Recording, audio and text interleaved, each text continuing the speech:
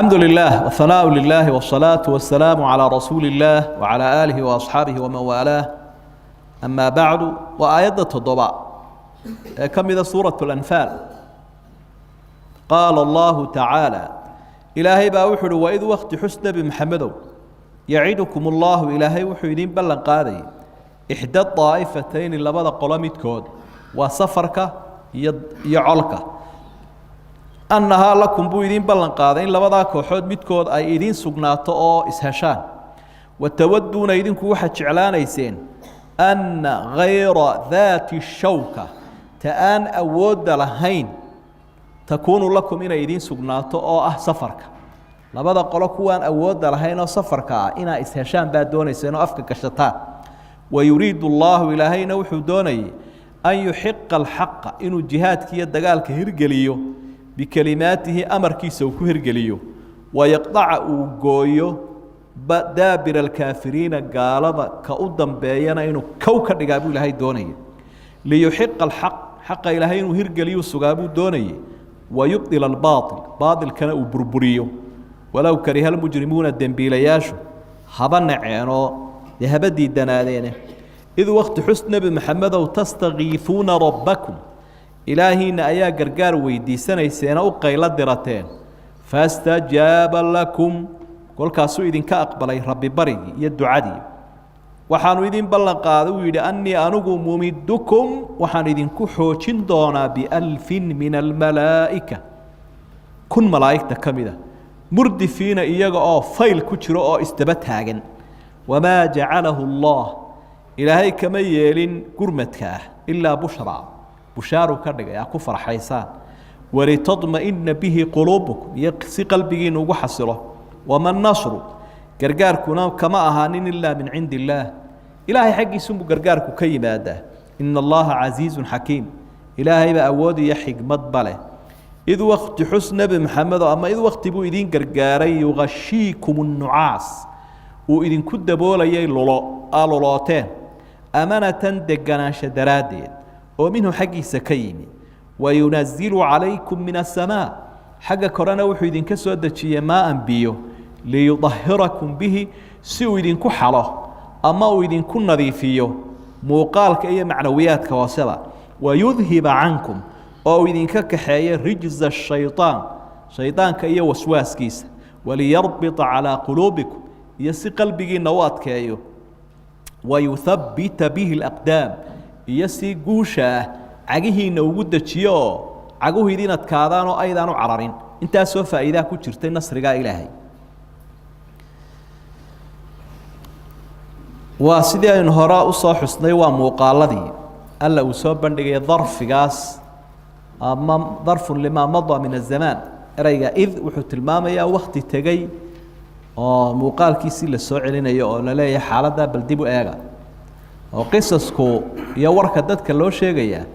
عبرadiisu leeyahay oo cid kale badaayo ki dhacdadan u soo joogay oo rasuulka sallallahu alayhi wasallam iyo asxaabtiba dib loogu sheegaya ciideeni aan waqtiga goobjoog ahayna ka dambeysayna iyadana xiisa iyo dhadhan gaaraba inoo sii sameynaysa way qofkii goobjoog ahaaba 10 kan dib loogu celinayaaba cibru ka faa'iideeya inana cibro ka sii badan baynu ka faa'iideynaa غزوة أما الدجال كبدر عدي كقايب شرف بيلهاي إسلام كدحديث شرف بكليهين شرف كا وحط السنة النصوص بدن وحكوا كأحاديث ك أم حارثة إن أصحابي هو شهيدي أيا حارثة لو رنشري هو يدي بالنبي قوتي عليه الصلاة والسلام مركا واحد تري رسول الله إن كايجي ما كانوا كشراه أو دوام فرحة مسنار بكشراه وان برارته محيي الله مركا وحول جنة كليها ورنا إنها جنان جنوين بوني كاسي هلا جنوين إسك فرح ويا أجوشي سكو فرح معناه هذا مركا وحويين ونبي جو بشارع عدي هالكا كشهيدي إن إليهين أصحاب تاسم بي بدنا ويكبرنا دوري توم بي هاي إن أهل جنيهين وحكم إذا حديث الصحيح النبي يقول عليه الصلاة والسلام لن يدخل النار رجل شهيد بدرا أو الحديبية نار تمجليه laba goobood cajiib ahaa qofka ka soo qayb qaatay dagaalkii Badr iyo heshiiskii Xudaybiya suuratul Fath ay ka waramayso labada ayaamood ee adkaa islaamkuna hiilinta u baahnaa qofkii hareerta qabtay hinjiyay maalmaha adkaa waxa weeye naar gali maayo jannu leeyahay nabiga calayhi salaatu wasalaam daliilka saddexaad sharafka reer Madiina ahlu Badr sheegaya waxa weeye xadiidka Bukhari ku sugan sheegaya inuu malakul Jibriil u yimi rasuulka sallallahu alayhi wasallam markaa wuxuu yiri ma ta'uduna ahla Badr fiikum rasuul Allah asxaabtii Badr ka qayb gashay maxaa u aragtaan in darajo caynkeeya ay leeyihiin markaa nabigu wuxuu waxaan u aragnaa inay yihiin de kuwa ugu fadli badan annaguna malaa'igta sidaas oo kale weeyo malaa'igta intii Badr mushaarakaysay ka qayb gashay waa inta noogu mudan waxa afraad oo sharafkooda sheegaya qisatu Xaatib fi saxiixayn Xaatib ibn Abi Balta'a asxaabigii la oran jiray waa kii warqad qoray gaaladii Maka u diray isagoo Madiina jooga inkastoo ay gaarina dhaxda laga soo qabtay isagoo u digayo la nabigu uu soo socdaay ka diyaar garooba markii ninkii maxkamadii rasuulka la keenay sallallahu alayhi wasallam ee uu cudur daartuu arintan munaafiqnimo ay gumay kalifine dad iyo dunya xagga u jooga kuwaas ma uu naxoon isla lagu yara ilaaliyo nabigu wakiilaha run buu idin sheegay Umar ibn Khattab baa markaa yiri aan dilay daa munaafiqan isaga markaasuu rasuulku sallallahu alayhi wasallam waxa ku ogeysiyay inuu ilaahay yiri qoladii Badr gashay waxa doontaan sameeya waaban idin dhaafay kaasina wuxuu sheegayaa fadligaas sharafu ahli Madiina miisaankaasay ku leeyihiin nusuusta sharafu ahli Badr baa hadiya jeerna maalmaha dadka muslimiinta ay baahan yihiin qofka nafiya maal bahura qiimaheedu leeyahay iyadoo xaaladaha ilaahay noo tilmaamayo waxa uu yiri wa idh ya'idukumullahu ihda taa'ifatayn annaha lakum xaaladu saahid iyo xataa dareenka qulubta ayuu ilaahay akhriyaya ogyahay bal ka waran nabi maxamed oo markii ilaahay diin ballan qaaday labada qolo in mid kulay kala gacan fayoobaan maysaane ama safarka ama cadowga iyo colka ayay idin iswaajihi baa lagu yiri sida markuu nabigu u sheegay waxay yiraahdeen sallim Allah unagu beeg safarkaas laga subkanayaa xagga safarka ay jeclaadeen war safarkaana inuu socon safarkaasaana dhib yar muxuu sidaa xoolo ciida ka badan ilaahayna wuxuu doonayaa xaq inuu ku hirgaliyo kelmadiisa xaq waa jihaadka muxuu xaq ku noqday di xaqa ku hirgala hadaan xaqi awood lahayn iyo itaal de ma hirgalo xagga basharka iyo bani aadam sidoo kale xaq wuxuu ku noqday ilaahay baa faray oo nabiga dadka u sheegay in dagaalkii dhacayo taana macnaheedu waxa weeye xaq gaaladiina ilaahay wuu leeynay xaqiina wuu hirgelinay baadilkana wuu burinay intaas oo faa'iido ku jira haddana darafkii baa soo noqday sawirkii muuqaalkii xaaladaas ay lahayd buu ilaahay xusayo bal dadka u sheeg oo dib u xusuusan nabi maxamed oo sidoo ilaahay idin ku hiiliyay waqtigii ay ilaahay gargaar ka weydiisanayseen waa markii dagaalku bilaabmayay ee nabigu colkiisii uu safay ee xabadu ay bilaabmaysay weerarka loo kala baxay ayaa uu duceeyay nabigu calayhi salaatu wasalaam ilaa go'ii tunkiisa saara ama degtiisa gacmuhu sidaa ugu taagay uu ka dhacay oo Abu Bakarna u soo qaaday uu ilaahay waad ku celcelisay xasbuk intaas way kugu filantay markuu ducada nabigu dheereeyay اللهم إن تهلك هذه العصابة من أهل الأرض من أهل الإسلام فلن تعبدك بعد اليوم في الأرض على معنى الحديث إلهي وإنت نبادم أنت مسلمين تهرك عيسى هدادها لك تعدا بوك وعابد عالمك أمرك نحدي سيما جرتي إلهي وإنت بدبادي إلهي وبلن كي أذي قادة إيفولي أدو دعي النبي عليه الصلاة والسلام فأدنا واحد الماما يسا جوابتو إني دقدق هاي مركي وبلاب ما يبقى نصر جيبا سوى دقي فاستجاب لكم ربكم أني ممدكم بألف من الملائكة مردفين بل أنت إلهي وقاضي هيدن وأولياء سوهي لنا وهرقلي كن ملائكة كاملة أيان سوى دشيني يا باي الهول يلا قاركود هذا قرآنكم كبديي معناه هذا وحوي عددك يري كدير بهاس ملايا كل كيوركم بها صدحكم شنكم مردفين إيا مردفين لبضب قرآن وأخرية مردفين هذي لا يروا متتابعين يجا استبصوا على واسم فاعل مردفين هذي لا يرادنا ilaahay baa isa soo daba joojiyey waa colan kala go-ayna oo isdaba taagan arrintani bushaare intana faa'iido ku jirtay gurmad ka yimi bushaare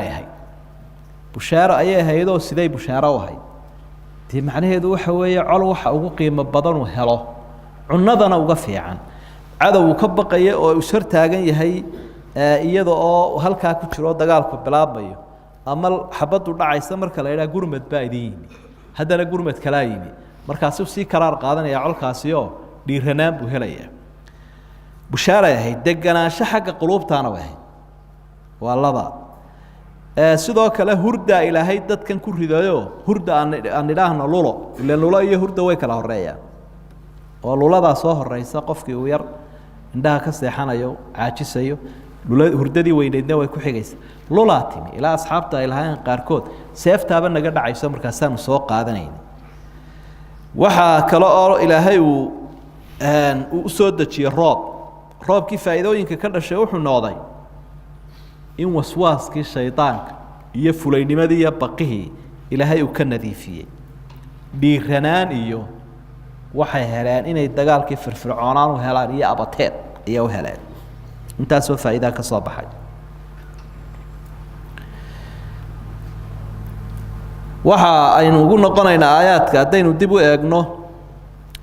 وإذ يعدكم الله إحدى الطائفتين أنها لكم وتودون أن غير ذات الشوكة تكون لكم إذنكم وحنا على سنيسين قال هذا حولها سيدين هشان لكن إلهي إن عدو قاي عل كافرها بدن بمدح يدين قلي صدح جرب كسر لابني علك قال ذو سقال بقول يكنتن مالها ciidan ku nabigu horkacay calayhi salaatu wasalaam wuxuu ahaa tiradii colkii daalud horkacay oo kale 313 meelaha 3 jibaar bay ahaayeen ka deen xadintii halka ka timi waxay keentay in iyagu jeclaadaan kan inay kala badbaadi lahaayeen halka waxaynu ka faa'iideysanay الخير في اختيار الله لا في اختيارنا arrinka qiimaha badan waa wuxuu ilaahay noo dooro waxaynu doorana ma Soomaalida ducadooda ka mid tahay Ilaahay oo noo doorma dooran karnay wax sax weey waxaanadu ba arkayn dantaada ayuun baad marka dambe wixii ku dhacdo ayuun baad tira Ilaahay baa ii dooray war hadii kan weydaaran laha waxa saa dhici lahaa un baad leedahay arintaasina marka waa inaan ku xisaabtanaa wuxuu Ilaahay noo go'aamiyay inuu inoo fiican yahay إذا تستغيثون ربكم فاستجاب لكم من أسباب استجابة الدعاء الإلحاح على الله ducada waxyaabuhu ilaahay ku aqbalo waxa kamid ah inaad baahi badan muujisato oo ilaahay ku celceliso subhanahu wa ta'ala ila meel kale aad u kacdo malihide asbaabtu ilaahay ku aqbalo way waana sababtii laga aqbalay nabiga calayhi salaatu wasalaam maalinta wama ja'alahu allah illa bushra gurmadkaasi bushaarun ban ka dhigay ilaahay waxa laga fahmayaa bay leeyahay culimadu dagaalka inaanay si toos ah u baashirin malaa'iktu hase soo dhax taagaano asxaabta qaarkood waa bay arkeen malaa'ikta gaaladii iyo shaydaankiina waa kii firdhaday ee carare laha waxaan arkaa waxaydaan arkayn marka bushaaray noqoto kuwana de qulubtiiba ayaa ka dhimatay kuwana qalbigoodii iyo dareenkoodii baa kor u kacay marka inaanay gacanta ka dagaalamin ayaa halka laga fahmi karaa bay leeyihiin mufasiriinta qayb kamid kala dib bushaaro lagu sheegay iyadoo intanoo arrimood ilaahay uu keenay oo sababihii nasriga oo malaa'ik timid iyo luladan iyo madarkan iyo deganaantan qulubta waxa soo dhamiyay jiraan ayaa haddana ilaahay wuxuu inta oo dhan waa asbaab nasri haddana wuxuu rabbi wa man nasru illa min indillah nasrigu ilaahay buu ka yimaada an-nasru min allah illa min al-asbab asbaabtu waligeed baa jirto laakiin haddana nasriga ilaahay un baa loo tiirinaya oo sababku waxba ma hirgelin karo musabbabka haddii aanu ilaahay wadin arrintan waanu hirgelinayn عبد الله بن عباس يا عبد الله بن مسعود يا أصحاب عبادلذو وحأي لهايين النعاس في القتال من الله والنعاس في الصلاة من الشيطان لولا هذه الشر دقال كدحدي سبعة وحي شيء يسائنه قرقاري لهي هي النصر يقول اللوي لولا صلاة دحديدنا حق الشيطان كي كسعطها ودي قفل لولا يضم مل cadow lagu dagaalamayo la jooga cabsidii baa ka tagtay weey إلا نين فلا إما فلا دكولا يوسي حنايا هدي عدو ماشي يمادو فلا وحا وين كتغا وهردده marka hadii hurdadiiba timidba oo la luloonayaba cadawgan hortaada taagan ba waxba la iskaga tirinaynin way waaba nin loo seexanayaba itaal daradu leeyahay laakiin hadii salaada dhexdeeda ay kugu hesho luladu irbadihii shaydaanka kugu batay bay ka dhiganta madarku faa'iidooyin badan buu leeyahay faa'iidooyinkiisa waxa kamid ah inuu ilaahay ku kaxeeyo waswaaska qulubta wa ka ilaahay tilmaamay waynazilu calaykum minas samaa'i ma'an liyudhhirakum bihi ويذهب عنكم رجز الشيطان شيطان كي وسواس كيسا إلهي وكل نظيفين ياكو كحينيا ويربط على قلوبكم ويثبت به الأقدام ثبات الأقدام بثبات القلوب عقوه هو حيكون سقما يعني مركا قلبي وكو سقيا هدي قلبي وكعسيا هي عقاها ويفردن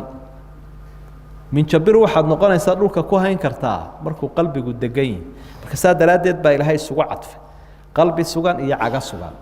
عقو هو عراري هدو قلبي فودا إيا فوكتاهيو وحين كفهمينا إذ يوحي ربك إلى الملائكة أني معكم أيا رب تلماما يسقى أمد الله هذا يوحى ملائكته إلهي الله هذا كساوح لي إذ يوحي ربك نبي محمد وآيات كتمين لسعود